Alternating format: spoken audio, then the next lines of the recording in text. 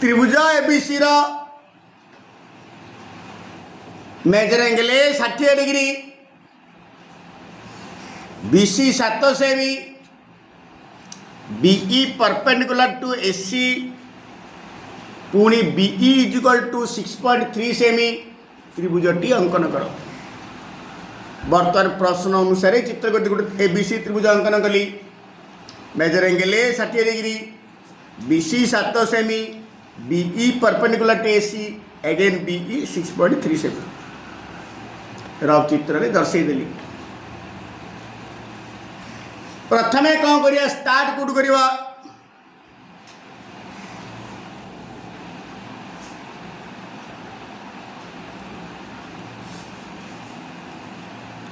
गोटे गार नवा बीसी 7 सेमी नवा बीसी 7 सेमी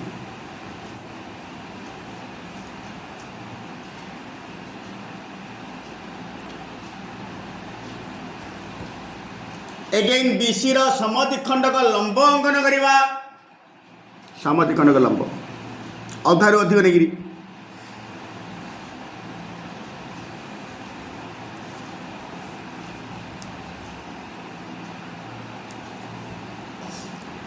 बर्तमान देख ई बीसी त्रिभुज रे ई हूँ 90 डिग्री। एटा गोटे समकोणी त्रिभुज, तार विपरीत बाहु जना अच्छी। समकोणी त्रिभुज रे परिवृत्तर केंद्र कर्णर मध्यबिंदु, ये कर्ण हूँ बीसी, यहाँ हूँ बीसी। आपको ना देदेली ओ केंद्र, ओ को केंद्र ओबी व्यासार्ध नब राउंडर मापी ओबी। ओ को केंद्र रखी गोटे वृत्त बुलेब।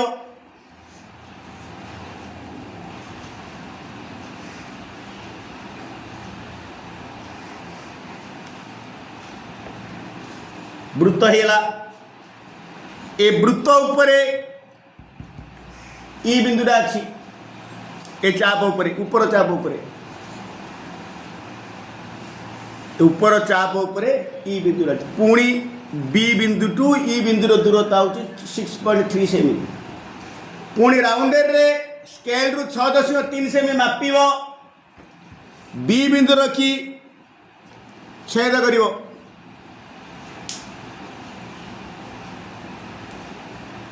जोड़ा हला ई बिंदु ये गाड़ी ब्रेक। पुणी एबीसी त्रिभुजर परिवृत्त अंकन करिवा। एबीसी त्रिभुजर परिवृत्त बीसी समद्विखंड लंब अंकन करा जाए, ऑलरेडी करा जाइछि। बी बिंदु रे जेहेतु ए कोणटा 60 डिग्री, एटे कटा हो 90 माइनस 60 30 डिग्री। 60 रधा 30 बढ़ेवा। ए समद्विखंड का लंब को 30 डिग्री जोड़े छेद कर देदबा ओडेस। मु ईबीसी त्रिभुजर परिवृत्तर केंद्र ओ नहीं, एबीसी त्रिभुजर परिवृत्तर केंद्र ओडेस नहीं। ओडेस को केंद्र ओडेस बी माप राउंडर रे ओडेस को केंद्र कर। ओडेस बी माप आपको केंद्र करी गोटे वृत्त अंकन कर। वृत्त अंकन कले ये मध्य सी बिंदु दे जीवो।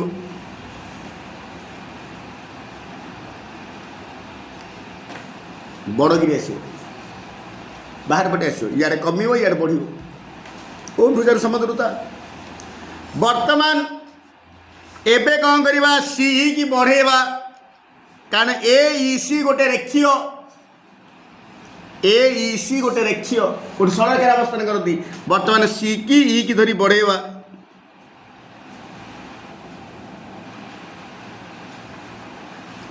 ए वृत्तटा को जोड़े छेद कर सी हूँ ए बिंदु। वर्तमान ए को बी की जोग करदवा।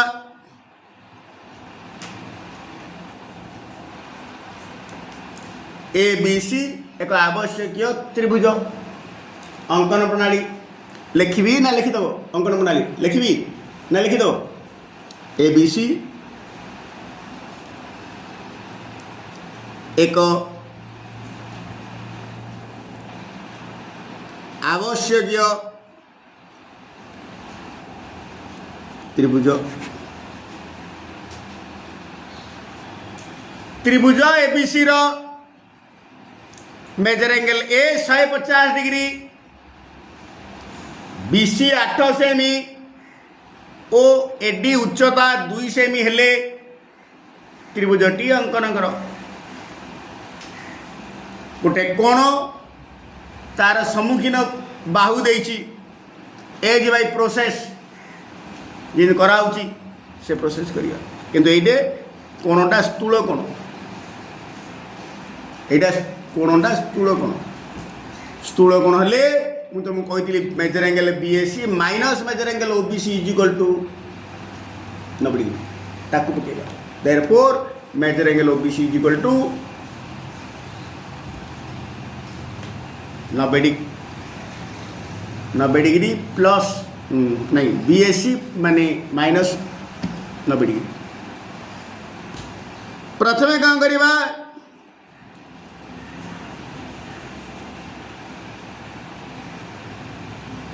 गोटे गार नहीं जीव बीसी 8 सेमी नहीं जीवा स्केल रे मापिकी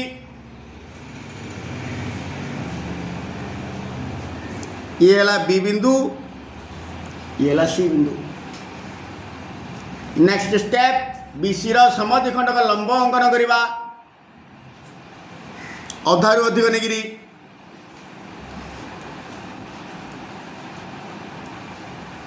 समद्विखंड का लंब। नेक्स्ट स्टेप 150 रु 90 गले 60 ये बी बिंदु ना सी बिंदुर तल पटे 60 डिग्री काटा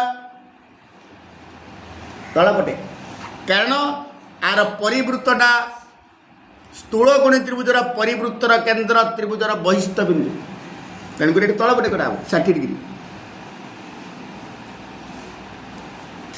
ये 60 डिग्री को बढ़े दवा है।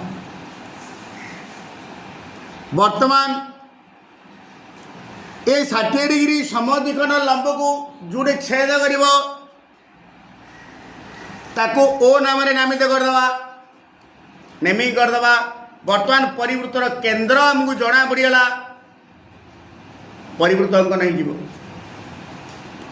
वर्तमान ओ को केंद्र ओबी व्यासार्ध ओबी व्यासार्ध ओ को केंद्र ओबी व्यासार्ध मापियो राउंड रे वृत्त गोटे बुलेब इन बी एपटे छोट आसो बीसी रो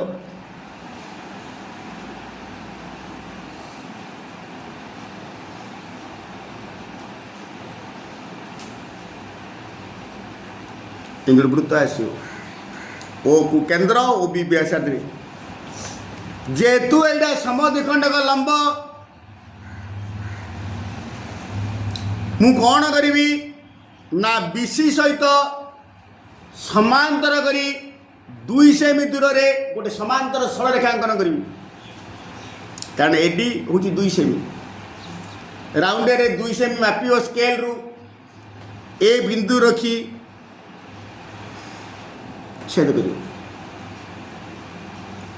कारण ये लंबटा ये 90 डिग्री काटिले हम ना ये नेल हम, कारण ये भी 90 डिग्री समद्विखंड का लंब। ये कौन करवा ए बिंदु रे बीसी सहित गोटे समांतर करी गोटे सरल रेखांकन करवा जेहेतु यहाँ 90 डिग्री समद्विखंड का लंब ये 90 डिग्री काटिदेवा दीटा कोण मिश्रे 180 डिग्री हम एक वर्ष अंतस्थ कोण द्वारा समस्त 180 डिग्री हेले माने सरल समांतर। वर्तमान ये गोटे 90 डिग्री काटिदेवा ओके काट दी दी पटे बढ़े दो इे बढ़ेब इे बढ़े बोथ साइड दी पटे बढ़ेब।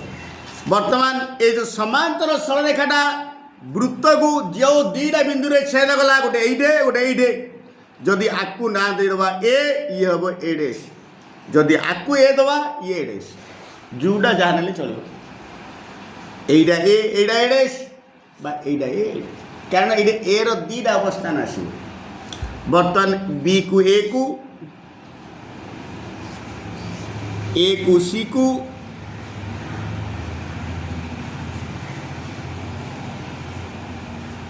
सिंधी ए डैश को बी को और ए डैश को सी को जो कर दो ये तुम अंकन प्रणाली निजे कर लिख मु डायरेक्ट लिखि दूची ए बी सी बा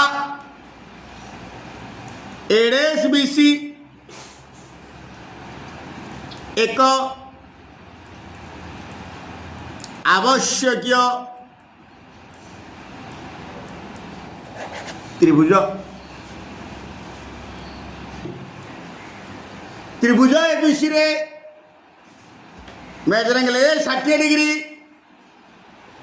20 टू सी 2:3 बीसी 7 सेमी हेले त्रिभुजटी अंकन कर 20 टू सी अर्थ B for AC C for AB AC by AB जो 2/3 चित्र माध्यम प्रकाश करदेली एटा 60 degree BC 7 cm AC by AB 2/3 से चित्र मध्य जोटा बड़ एबीटा बड़ एसीटा सान ता भाया कर वर्तमान अंकन करवा गोटे बाहु तार सम्मुखीन कोण देछि एज बाय प्रोसेस परिवृत अंकन करवा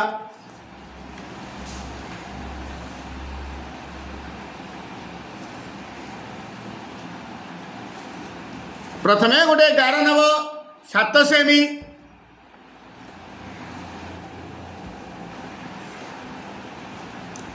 बीसी बीसी समद्विखंड का लंब अंकन करवा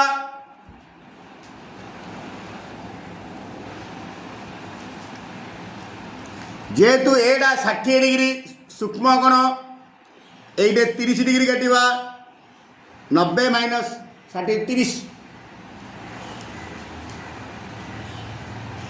आपको बढ़ेवा ए समद्विखंड का लंब को जोड़े छेद कर ओ नामकरण करवा ओ को केंद्र ओबी व्यासार्ध नहीं गोटे परिवृत्त अंकन करवा ओ केंद्र ओबी व्यासार्ध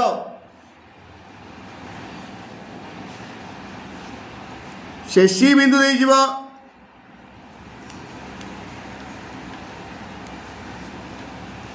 ओके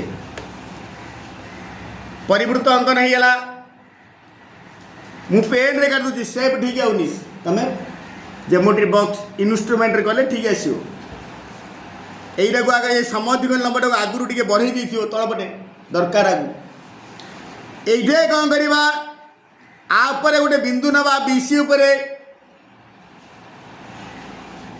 3:2 ये 60 डिग्री कटाई तलपटे सी बिंदु रे तलपटे मत 60 डिग्री अंकन कर ये 60 डिग्री को बढ़ाओ ये भी कट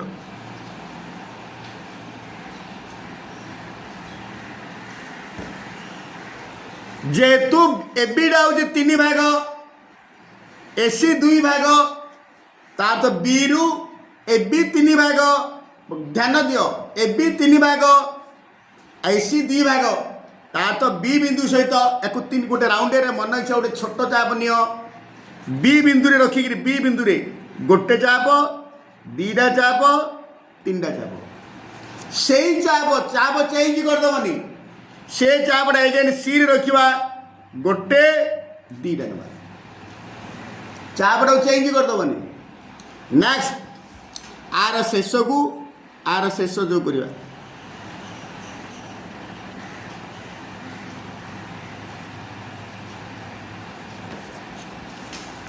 ए बिंदुरा समद्विखंड लंब वृत्त को जो बिंदु छेद कर पी नामकरण करदवा ए जो छेद एरा बीसी को जो बिंदु रे छेद कला सी होची एम बिंदु एम बिंदु नामकरण करदवा ओके वर्तमान पी की एम को धरी बढ़ेवा पी की एम को धरी बढ़ेवा डॉट डॉट दी दियो बढ़ेवा वृत्त को जो बिंदु रे छेद कर सरल रेखाटा सी है ए बिंदु ए को बी की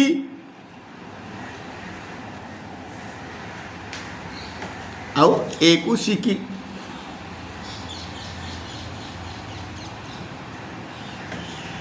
ए बी सी एक आवश्यक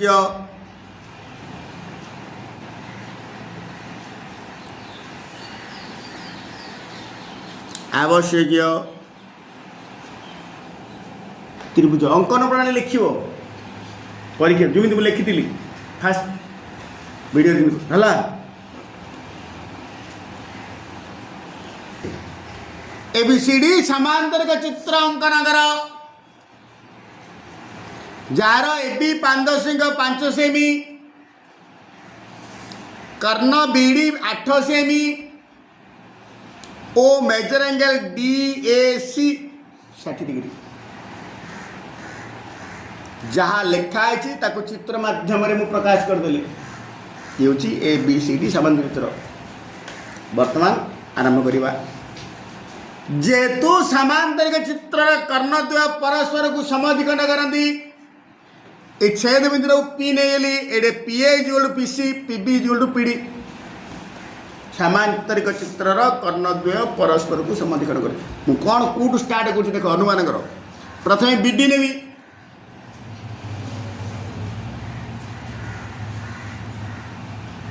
मन इच्छा गोटे गार नहीं BD 8 सेमी नहीं स्केल रे मापिकी राउंडेर रे ये है B एडा D BD रो समद्विखंड को लंब अंकन करी मत दरकार P बिंदुटा मध्य बिंदु P होची BD रो मध्य बिंदु समद्विखंड को लंब अंकन करी ये है P बिंदु ये है P बिंदु एगेन मत दरकार APD रो परिवृत्त अंकन करी PD जणा पड़ीगला एगेन PD रो समद्विखंड लंब अंकन करी PD रो समद्विखंड लंब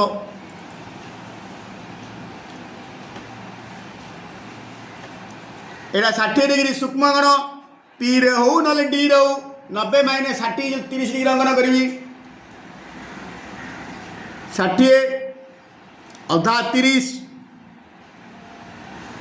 जोड़े छेद करियो समद्विखंड लंब को ताकू ना देली ओ परिवृत्तर केंद्र बर्तन ओ को केंद्र OP व्यासार्ध ने गोटे वृत्त अंकन करी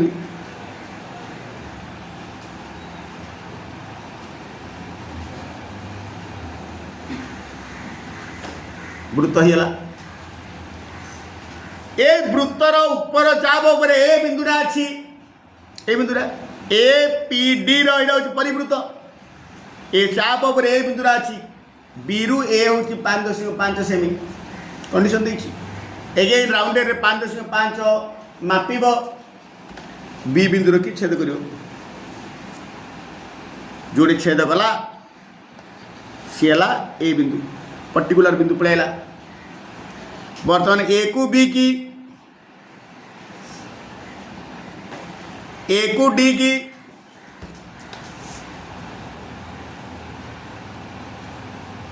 मत दरकार C बिंदु A को P की धरी बढ़ेगा APC एक रेखीय पुणी AP = PC कारण समांतरिक चित्र कर्णद्वय परस्पर समाधिखंड करती AP की धरा धरिकी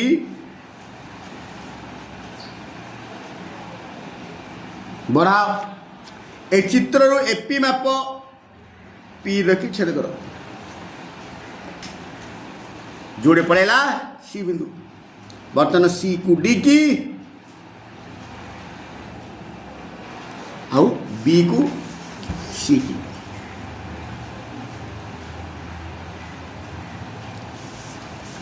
ABCD एक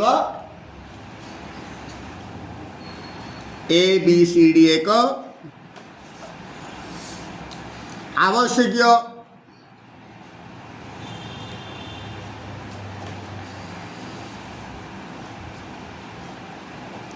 समांतरिक चित्र तमें अंकन प्रणाली निजे लिखो